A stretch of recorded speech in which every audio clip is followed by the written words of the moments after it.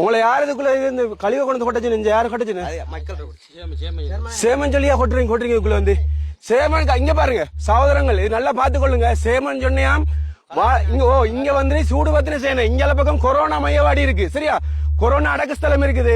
இங்க தமிழ் மக்கள் அதே போல பௌத்த மக்கள் கிறிஸ்தவ மக்கள் முஸ்லிம் மக்கள் எல்லாம் அடக்கம் செய்யப்பட்ட இடம்.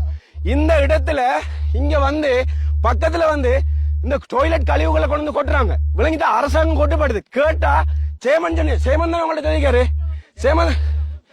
சேமன் சொன்னியாம் இங்க பாருங்க இதுக்குள்ள இருக்கிற இந்த சாதாரணமான மக்கள் விளங்கிட்டா இந்த சாதாரணமான மக்கள் இதுக்குள்ள வாழ்ந்துட்டு இருக்க போக்கல மழை பெஞ்சு இந்த இலையானலம் அதுக்குள்ள வரும் நோய் வரும். அங்க இப்படி பிரச்சனை வர சந்தர்ப்பத்துல இங்க காசு நோய் வந்தா பிரச்சனை வந்தா யாரு பாக்குற சொல்லுங்க பாபம்.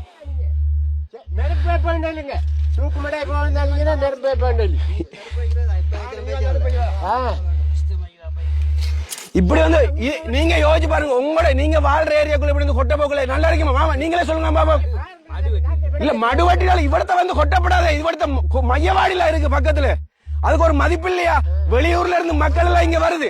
வெளியூர்ல இருந்து மக்கள் இங்க வராங்க. இங்க பாருங்க இங்க கொரோனாவால மரணம் அடைஞ்ச அனைத்து உறவுகளையும் அடக்கம் செய்யப்பட்ட இடம் இது.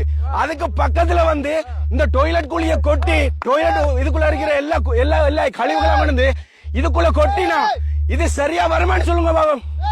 இது நியாயமா? சேமன் இது நியாயமான வேலையான்னு சொல்லுங்க பாபம். இது நியாயமா? மக்கள் பார்த்துட்டு இருக்கிற மக்கள் பொதுவான ஒரு நியாயத்தை சொல்லுங்க பாபம். இந்த ஊர் மக்கள் யாருக்குமே விருப்பம் இல்ல. இவங்க வந்து இப்படி கொட்டி போட்டு போனா இதால வர நோய்க்கு யாரு பொறுப்பு சொல்ற?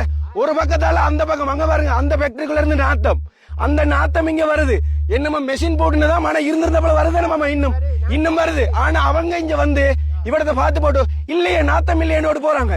இந்த ஊர் மக்கள் வெளியூர்ல இருந்து ஒரு மக்கள் சொந்தங்கள் வந்து வீட்டை சாப்பாடுக்கு இருக்கும் போது நாத்தம் வர போக்குல எப்படி சாப்பிடுறேன்னு சொல்லுங்க பாப்போம்.